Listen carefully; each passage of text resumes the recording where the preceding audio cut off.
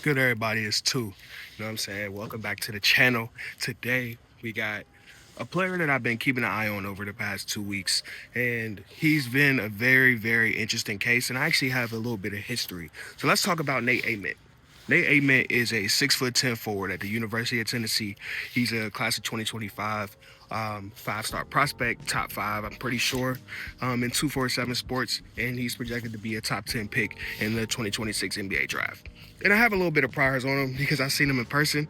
It wasn't intentionally, but I did see him, so let's get into that story. January 2025, yearly in the DMV, we have like a high school holiday-ish kind of tournament. And I had been going for a stretch throughout the time that I was in high school from like 2012 to 2016. And through that experience at this it's essentially a national high school tournament. Also, I forgot to mention, me going to these tournaments on a yearly basis actually spawned a moment of me on camera. So I'm gonna put that on the screen. This is me 10 years ago. I'm really getting old. 10 years ago, watching, I think it was a game between it was a team with Trayvon Duval, Billy Preston, Mark Vidal, Terrence Ferguson from Texas. It was one of those fly-by-night schools, you know, them fake schools. They was playing now Virginia powerhouse that has like a Duke pipeline part of six. But it was like an all-time great game where the top schools from our area played national teams. I seen the likes of guys like Andrew Wiggins, Jamal Murray, Thon Maker, Terrence Ferguson, Trayvon Duval, who else? Antonio Blakeney, Dwayne Bacon. Names go on and on and on.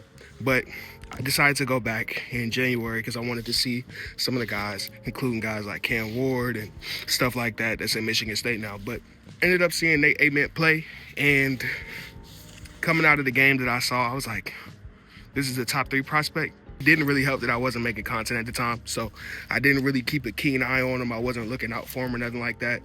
But coming into this season and me jumping back into the field and everything like that, I had to get myself acclimated, and I had pessimistic thoughts based on the one game that I saw. So I decided to take a deep dive into his game. So let's go on the journey. I can start to see the allure that Nate Ament brings to the table as a prospect. He's a tall wing with long arms. He doesn't struggle to move fluidly with the ball in his hands. And while he's not as polished as a creator, he has a nice shooting touch around the rim and around the mid-range area. He's so from behind the three-point line, but he's confident and he's willing to fire from that area. So that's something to give him credit for.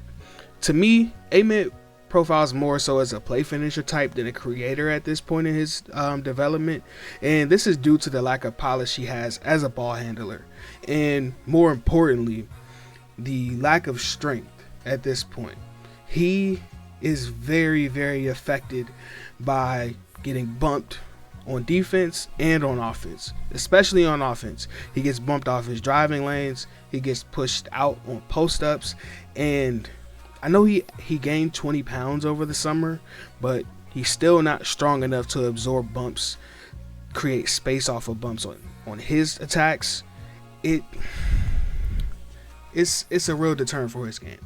But to give him credit, that doesn't really stop him from mixing it up, trying to get rebounds, going for loose balls, and that is something that's kind of changed in my opinion. Initially, I thought he was kind of soft, but more so think of him now as being just not strong at all. Looking at Ament's counting stats, they do look pretty decent at 17.1 points, 7.4 rebounds, and 2.9 assists per game.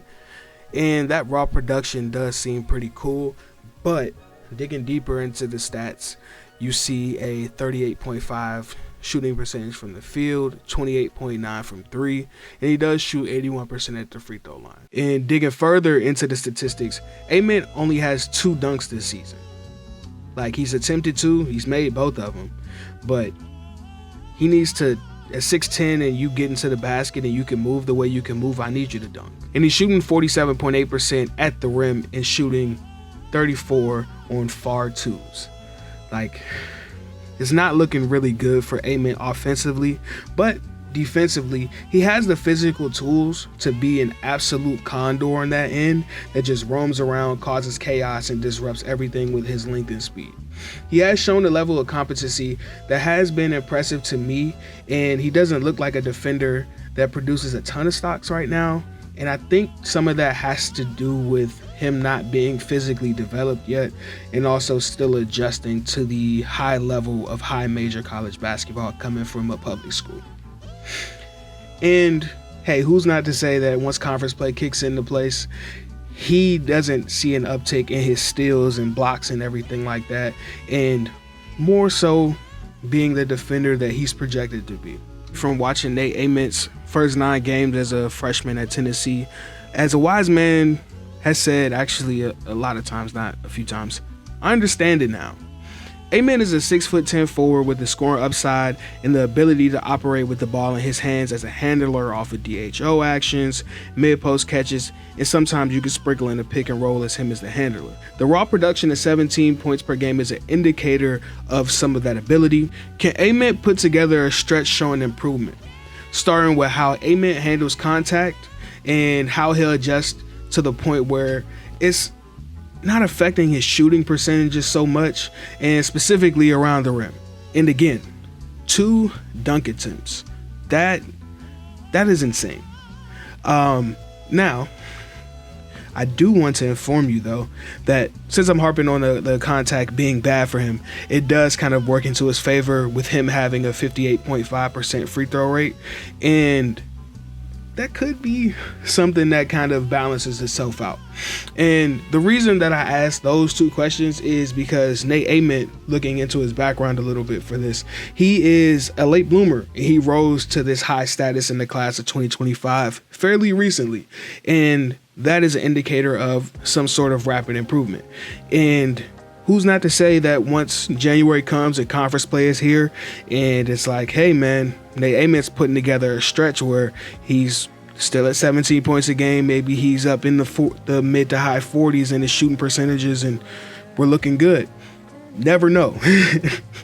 And he seems like a prospect to me where in the end it really will be a test of time and having the right development system being around him for him to reach his full potential. And outside of those first, I think 4 games they played against mid-major competition, against high major competition, Nate Ament has not been good at all, bro. Like, it's been really bad. Against top 100s, it's been worse. And I really want to see him put a stretch together, man. So I'll leave that for being the end, and we'll check back in with Nate Ament at some point in the season and see where he's at, and hopefully we're at a better state. Till next time, peace. What a run. Kansas is on. Jackson drives, and he scores. Second half, JXTRHO spent a lot of time on the bench. Abram still doesn't look like he's very mobile, and Aiden's knocking it in and contributing. Kansas getting great contributions throughout their roster. So short-handed. Ament shakes counsel, missed it. 4 fouls. Looking for McDowell. McDowell passes up a 3, had a good look. Tiller dumps it inside. Batunga battle his way, and from behind in this second half, Kansas now in front by 7. Looking for the put-away punch. Batunga with a block. Jalen Carey.